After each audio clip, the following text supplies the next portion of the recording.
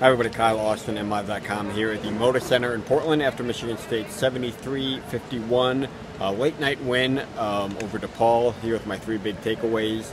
Takeaway number one, it's a 22-point win at the end of the day. It looks good, but Michigan State really struggled for a lot of this, and primarily because Miles Bridges didn't play with a sprained ankle after Stony Brook. We'll have more on that later, but really, the first half, they looked like a guy without their star. Jaren Jackson kind of stepped up and tried to be that, but it wasn't quite there. A lot of turnovers. Just didn't really have a go-to guy. They looked very disjointed. We're struggling to drive the ball to the hoop.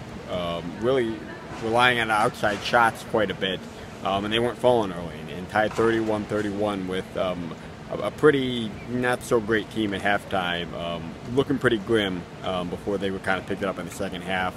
Matt McQuaid hit 6 3-pointers, career high 20 points. So it worked out in the end, but it's a team that definitely had some adjustments to do without Miles Bridges, and they were able to make them, but it took a little bit of time.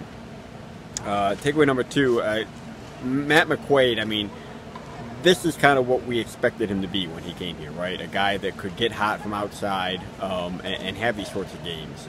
But he really hadn't done it till then yet. I don't think he'd ever hit more than 3 or 4 in a game, and he just hadn't been able to string together a stretch like he did tonight. But tonight, when they really needed him, they didn't really have much else going. Foul trouble. Nick Ward didn't play much. Obviously, Miles Bridges out. Not a great game for Cassius Winston. He came through.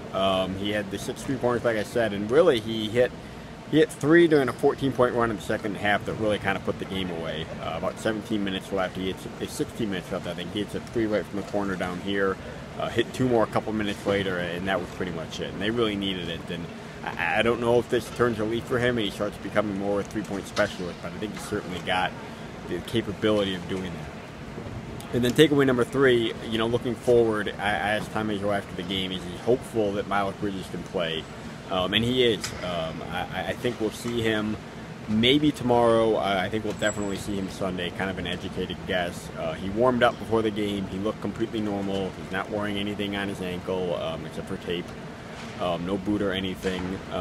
And he looks pretty ready to go. I mean, my sense, if I could give these guys the truth serum, is that they felt pretty strongly they could beat DePaul without him. So they sent him out to be extra careful, make sure he doesn't re-injure anything.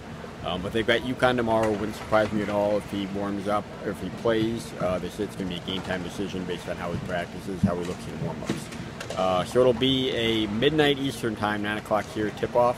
So get your coffee ready again for that one. And stay with MLive.com/Spartans for all your coverage.